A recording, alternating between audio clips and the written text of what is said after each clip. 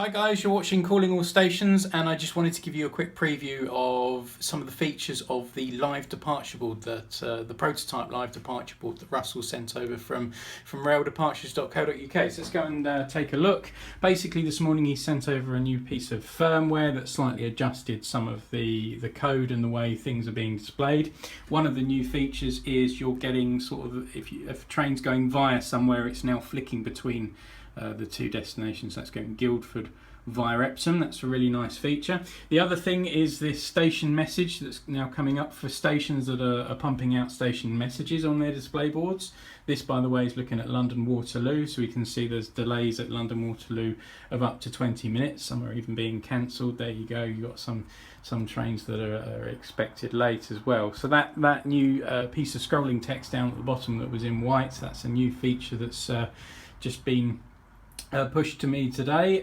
You will have noticed there was some slight odd code at the beginning. All that stuff's being worked through. Don't forget, guys, this is just a prototype version, but hopefully it's giving you an idea of how this is going to work. I just want to show you how the configuration file sort of looks as well. At the moment we're looking at London Waterloo. This is the location, and don't forget I can change this to any station in the UK I like. So let's have a look at Reading.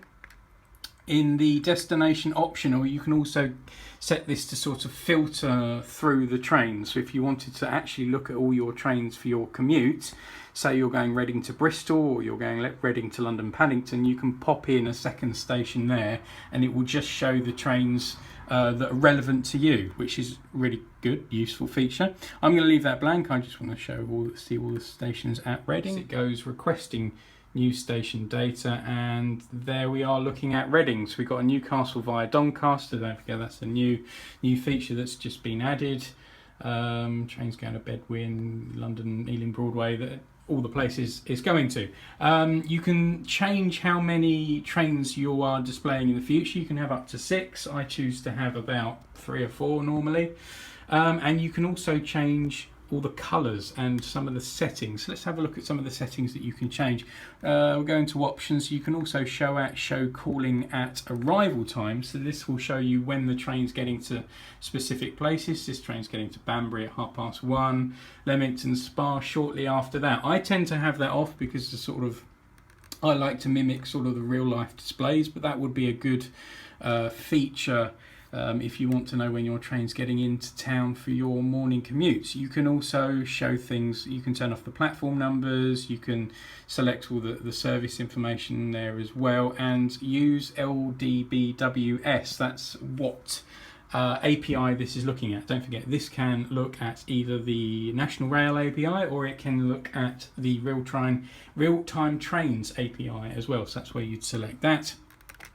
Delays and speed, this is where you can sort of tweak some of the functions. I'm going to do a proper video on all these settings, so we'll go into that another day. But you can change things like the scroll speed, service info, how sort of regular it sort of shows station updates, all that kind of stuff. But one of the coolest features is, don't forget, you can change the colours, which is already cool. I like to sort of kind of try and mimic the real life displays. A lot of them will just display everything in yellow. I then sort of tweak a few things, sort of green is good and then red is bad for delays and such. And I've got just sort of station text there in white and platform information in sort of a white colour. But you can change it to anything you like. So you can have some real funky colours. There we go, sort of some pink and some real sky blues. You can customize this to your heart's content. Anyway, I hope that sort of gives you sort of an idea of how the departure board's going to work and how some of the features sort of you program those. As I say, I'm going to hopefully do a proper sort of work through video of how all this stuff works, sort of as and when the real thing gets released. But hopefully that gives you sort of a little brief introduction of some of the different settings that you can have for the departure board. Don't forget, guys, if you go through my website, you can get a discount on these, www.callingallstations.co.uk/departure board, and you'll get 5% off the list price by going through my website. So do check that out. Guys, I will see you sometime soon. I've got loads of videos coming up, so I will see you there. Bye.